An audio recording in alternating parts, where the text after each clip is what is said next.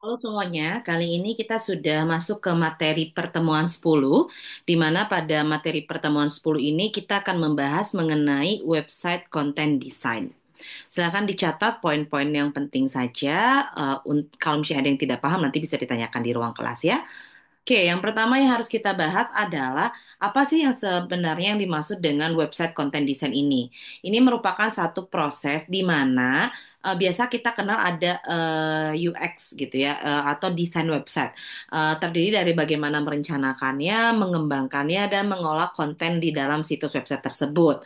Nah, biasanya ketika website ini punya konten desain yang cukup menarik, interaktif, maka akan banyak pengunjung yang akan mengakses websitenya gitu. Alasannya kenapa? Karena merasa terbangun engagement dari konten tersebut. Nah, selain itu juga ini akan membantu untuk mendorong dan mengambil tindakan supaya orang-orang itu mau misalnya memberikan komentar, memberikan feedback atau misalnya share dari website yang ada gitu. Karena apa? Karena dianggap websitenya itu interaktif dan menarik bagi para audiens yang membaca atau mengunjungi websitenya. Seperti itu. Nah, selanjutnya ada beberapa elemen utama dalam website content design. Tujuannya adalah untuk apa? Satu, jelas ketika perusahaan membuat yang namanya website itu pasti tujuannya adalah satu, untuk mengedukasi, untuk melakukan promosi, penjualan atau untuk mempengaruhi konten yang dibuat. Nah, maksudnya untuk mempengaruhi konten yang dibuat ini adalah bagaimana ketika konten ini dibuat itu bisa meningkatkan jumlah misalnya interaksi, penjualan, kemudian promosi ataupun lain sebagainya sehingga jangkauan dari websitenya itu bukan hanya skala di target audiensnya saja tapi bisa juga melampaui dari target audiensnya tersendiri seperti itu. Selain itu, ada struktur dan navigasi. Nah, struktur dan navigasi ini maksudnya adalah ketika kita membuat website, pastikan jangan terlalu banyak memasang iklan dalam websitenya. Kenapa? Biasanya ini terjadi di portal-portal berita ya, atau portal-portal website lainnya yang banyak sekali gitu iklan-iklannya sehingga struktur dan navigasi penggunaannya itu jadi mempersulit para audiens menggunakannya. Misal, kalau misalnya mau next atau misalnya close ads gitu ya, itu lama banget atau susah muncul lagi dan lain sebagainya. Kenapa?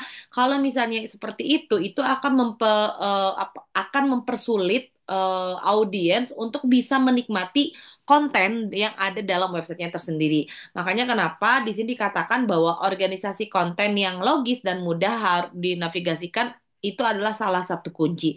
Semakin sedikit iklannya, semakin clear tampilan websitenya, semakin orang akan nyaman melihat websitenya. Jadi nggak terlalu pusing dengan gambar, warna, dan lain sebagainya. Tapi konsisten dengan beberapa tampilan yang sangat clear gitu ya, atau bersih.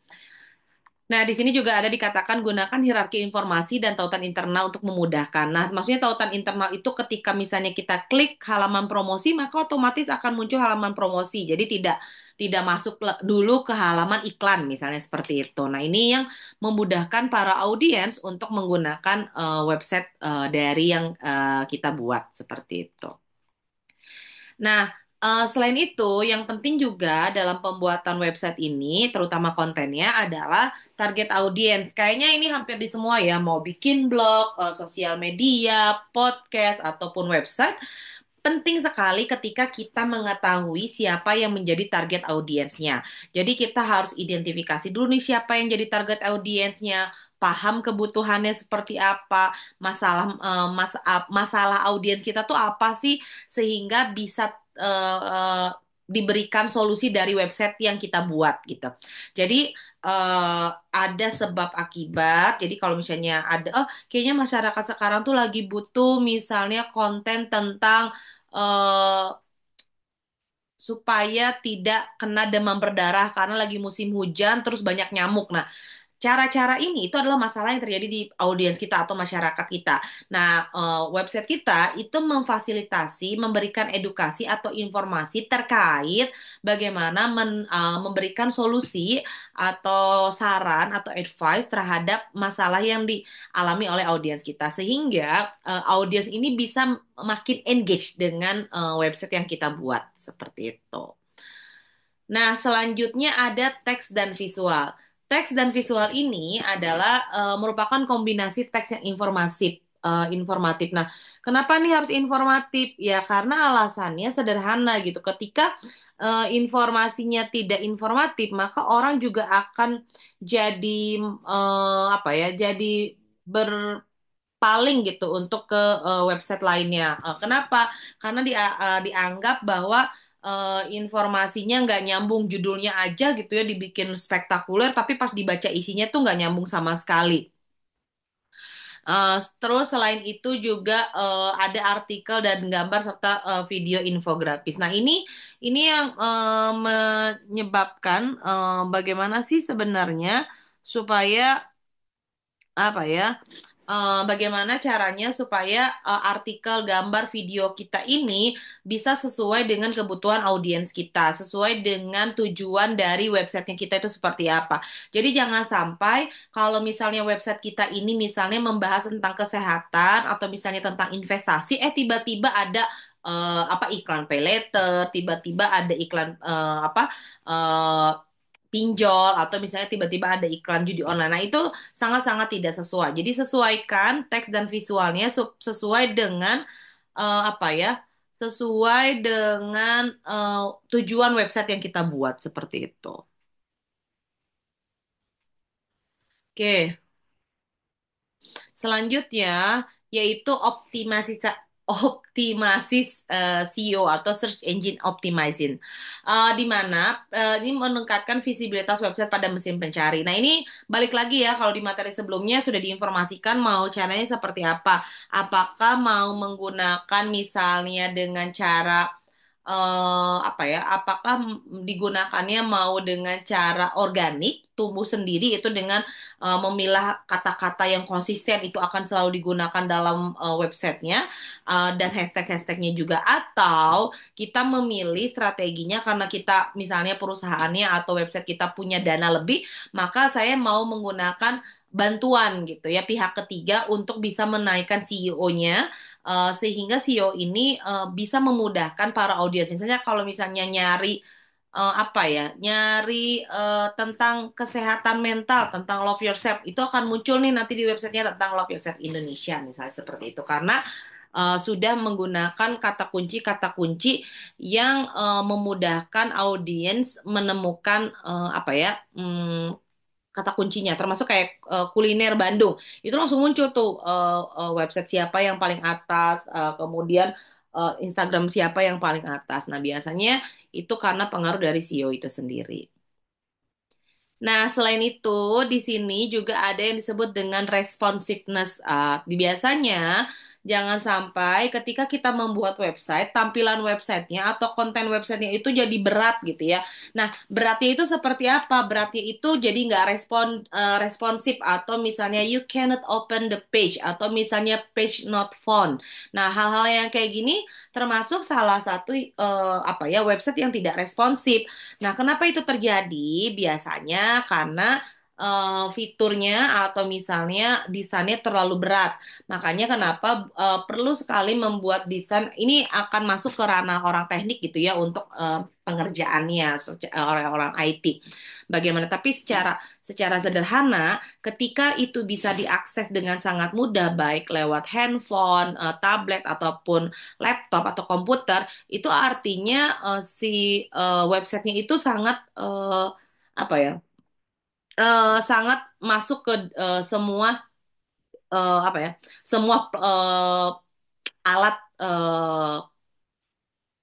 digital gitu ya, misalnya kayak tadi komputer, laptop, tablet ataupun si mobilenya sendiri atau handphonenya sendiri gitu. Nah, ini penting ketika kita mau membuat website, kita harus uji coba dulu gitu seperti apa. Selanjutnya ada call to action atau biasa kita sebut CTA. Nah, CTA ini biasanya kalau misalnya kita sedang mempromosikan sesuatu atau kita sedang menjual sesuatu. Nah, maka di situ akan ada keterangan beli sekarang, hubungi kami, terus apa lagi ya? eh Order sekarang atau misalnya dan lain sebagainya. Artinya call to action itu mengajak para audiens ketika menggunakan produk, ketika sudah membaca informasi dari website kita tertarik nggak ya untuk beli. Nah, kalau misalnya tertarik untuk beli, maka otomatis atau menggunakan jasanya, maka otomatis bisa langsung menghubunginya kemana? Apakah ada nomor WhatsApp, apakah ada nomor alamat email ataupun lain sebagainya yang bisa dihubungi seperti itu.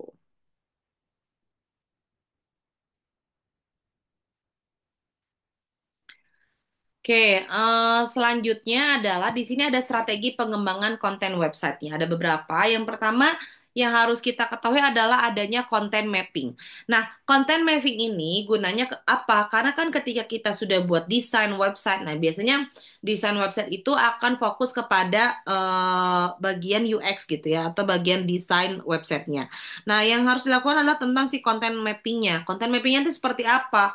Konten mappingnya ini biasanya memastikan bahwa konten ini relevan di setiap tahapannya. Setiap tahap itu misalnya, oh kalau orang pengen tahu tentang produk kita itu masuknya ke beranda. Oh kalau orang pengen tahu, kalau misalnya pengen beli produk kita berarti tinggal klik navigasi bagian produk. Oh kalau orang pengen tahu latar belakang perusahaan kita tinggal cek misalnya behind the skin atau misalnya sejarah. Atau misalnya orang pengen kontak kita tuh caranya kemana ya? Oh bisa langsung klik navigasi yang tulisannya kontak gitu. Nah itu adalah disebut dengan content mapping. Jadi jelas apa saja yang digunakan. Nah selanjutnya ada juga pembuatan kontennya. Pembuatan konten ini lebih kepada pembuatan konten ini lebih kepada bagaimana menulis konten yang jelas, padat, dan relevan. Nah, jelas, padat, dan relevan ini harus mempertimbangkan kata kuncinya yang tadi ya. Pembuatan konten itu kalau misalnya organik, pasti kan ada kata kuncinya itu apa? Kata yang terus akan dipakai dalam setiap tulisan-tulisan yang ada di websitenya. Itu sebagai kata kunci untuk memudahkan dan juga hashtag. Tadi kalau misalnya Ibu berikan contoh tentang Love Yourself Indonesia, indonesia.com gitu ya, maka setiap tulisan yang ada dalam website tersebut itu pasti ada yang berhubungan dengan love yourself sehingga itu bisa menjadi satu kata kunci dalam konten yang dibuat di websitenya sehingga memudahkan orang dalam search engine optimizing-nya gitu. Nah, selanjutnya yang ketiga adalah evaluasi dan optimalisasi. Nah, evaluasi dan optimisasi ini adalah mengukur kinerja menggunakan alat analitik. Nah, biasanya evaluasi dan optimisasi ini dilakukan oleh bagian IT-nya gitu ya. Nanti dia akan tahu nih apa bagaimana cara mengevaluasinya, mengoptimalkannya. Kemudian ada alat-alat tersendiri. Jadi kita tidak akan memperdalam poin bagian ini. Nah, kemudian kalau misalnya ditanya nih, tantangan apa yang ada dalam website content design?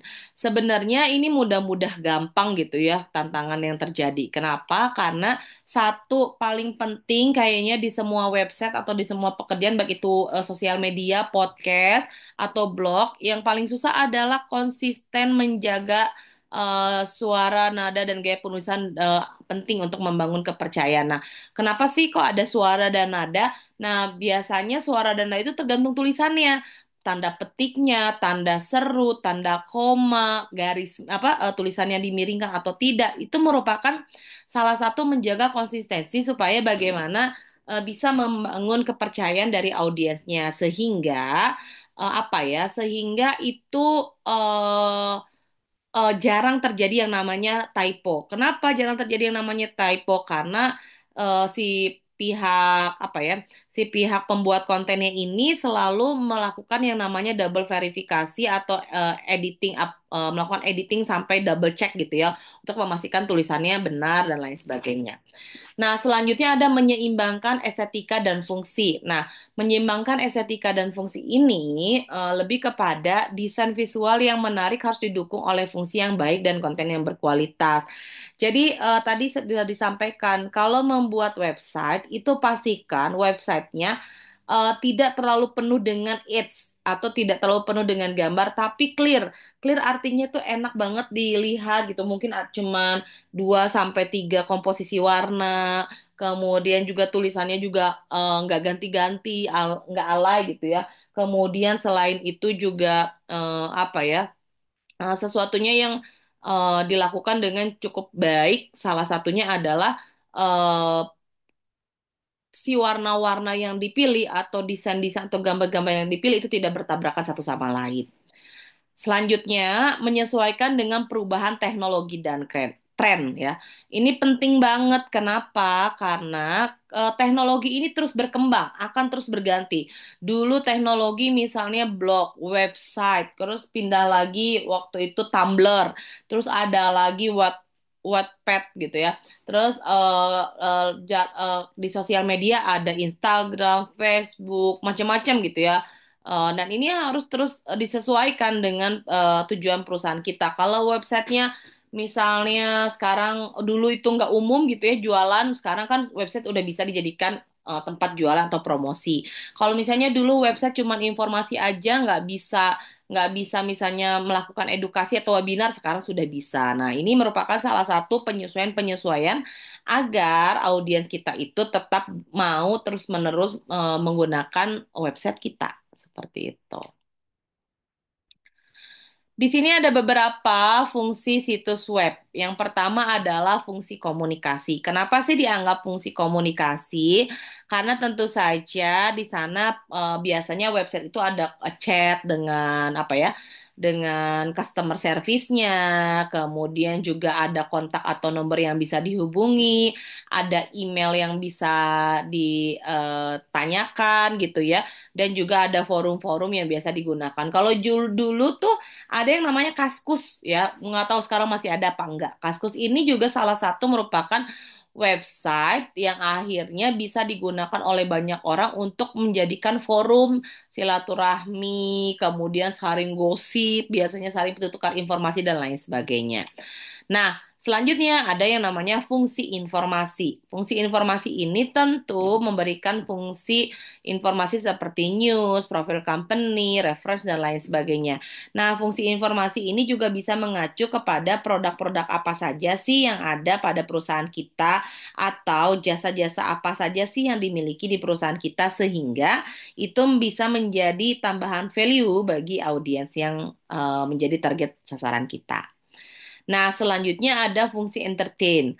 Nah, fungsi entertainment ini memberikan fungsi hiburan. Jadi website ini beda-beda. Ada misalnya website yang dia tuh main game online itu kayaknya sekarang udah ini ya, udah ramai dari beberapa tahun yang lalu. Bahkan udah ada e-sport gitu ya, main game tapi jadi olahraga karena mengadu kecerdasan otak. Hadiahnya juga cukup gede gitu ya. Kemudian juga kalau musik sekarang kan orang bisa live streaming, bisa nyanyi, kemudian ya semua bisa jadi penyanyi gitu karena kemudahan-kemudahan dari si website-website yang disediakan. Bahkan ada juga Indonesian Idol itu bikin audisinya online, itu juga ada. Berarti menggunakan website yang digunakan oleh si Indonesian Idol tersebut. Nah, yang pertama ini ada beberapa jenis situs dari websitenya sendiri ya. Yang pertama, jenis situs websitenya adalah alat pemasaran. Nah, alat pemasaran ini tuh seperti apa? Alat pemasaran ini lebih kepada situs-situs yang memang tujuannya berjualan gitu ya, udah jelas berjualannya. Kemudian misalnya ada diskon website. Kalau ibu kan biasa pakai body shop gitu ya. Kalau body shop itu dia akan ada diskon member kalau misalnya ordernya di website. Ada diskon khusus jika menggunakan aplikasi mobile. Jadi alat pemasaran ini tentu saja untuk apa ya, untuk memasarkan produk-produk yang kita miliki sesuai dengan tujuan dari apa ya, tujuan dari website kita, apakah berupa jasa atau produk. Nah, selanjutnya adalah e-learning. Nah, e-learning ini pengajaran yang menggunakan rangkaian internet. Kalau ini gampang banget, contohnya adalah LMS yang kalian kerjakan. Nah, LMS yang kalian kerjakan itu adalah merupakan salah satu e-learning yang digunakan oleh eh, para universitas-universitas bagi mahasiswa. Nah, e-learning ini sudah digunakan oleh oleh universitas terbuka sejak lama. Kenapa? Karena memang kuliahnya secara online, di mana bertemu dengan dosennya itu apa ya? Hanya ditentukan itu nggak tiap hari ketika kalian kuliah gitu ya. Tapi kalau misalnya yang kuliah secara di universitas reguler gitu ya, baik itu swasta ataupun negeri, ya tentu e-learning ini adalah sebagai bantuan untuk mahasiswa mengetahui informasi apa saja yang ada di kampus, misalnya tanggal bayar uang kuliah, tanggal misalnya jatuh tempo bayar uang kuliah dan lain sebagainya, termasuk bimbingan dan lain sebagainya. Nah, yang kedua jenis websitenya adalah sebagai nilai tambah. Nah, kalau nilai tambah ini tuh seperti apa?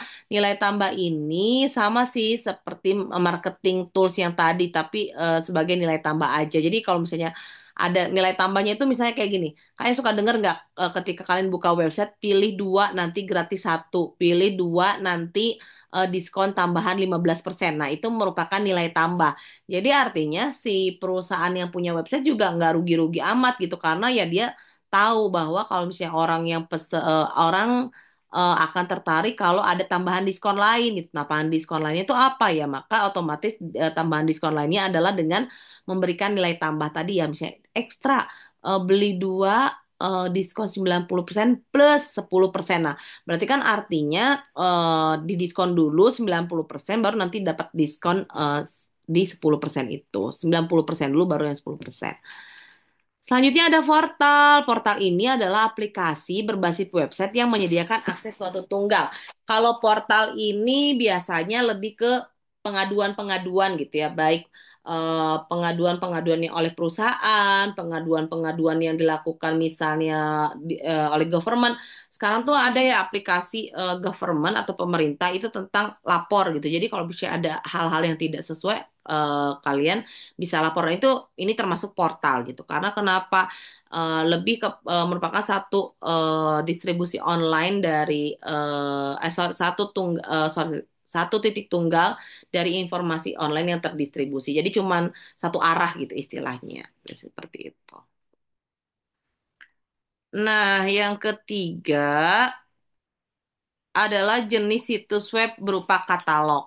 Nah, kalau katalog ini biasanya kalian tahu dari misalnya IKEA ya, katalog misalnya Shopee Martin, katalog ini banyak banget ya.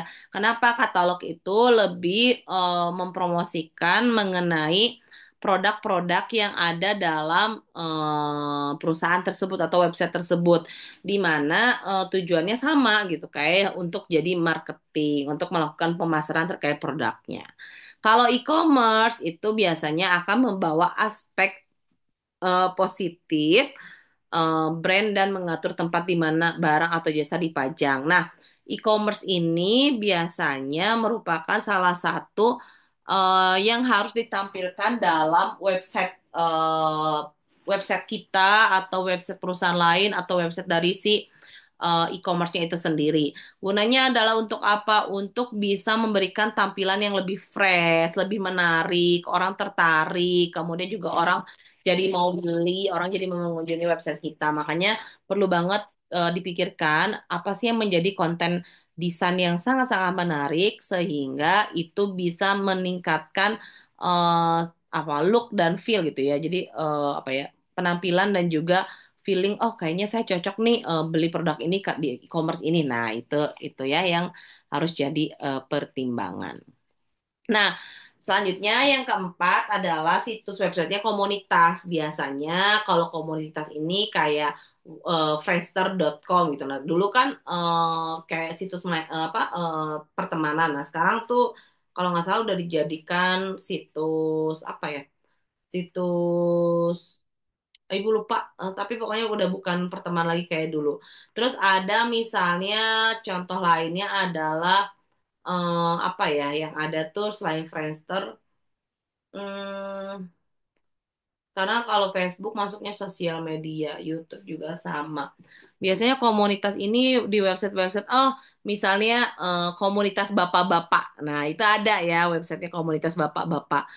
Itu nanti dicek. Nah atau misalnya komunitas para traveler. Oh gini ada komunitas ini di website itu backpacking gitu. Nah, backpacker. Nah, itu ada ya komunitas backpacker. Jadi tinggal tinggal disesuaikan saja sesuai dengan kebutuhannya. Nah, kalau situs personal ini memiliki tujuan untuk mempromosikan atau menginformasikan aja. Biasanya eh, apa ya untuk ini aja untuk membuat orang menjadi yang suka nulis gitu ya. Kalau dulu kan ada blog, kemudian ada Tumblr. Nah, itu adalah termasuk salah satu situs personal. Jadi kalau misalnya mau informasi tentang komunikasi, cari aja misalnya namanya Ronald apa gitu. Nah, itu nanti muncul tuh websitenya. Karena kenapa? Karena yang atas nama misalnya Ronald ini tuh dia selalu mengulik atau memberikan informasi tentang teknologi, misalnya seperti itu. Nah, ini beberapa contoh website ya. Kalau yang ini berarti merupakan website blog gitu ya, karena tampilannya juga berbeda-beda dengan website portal.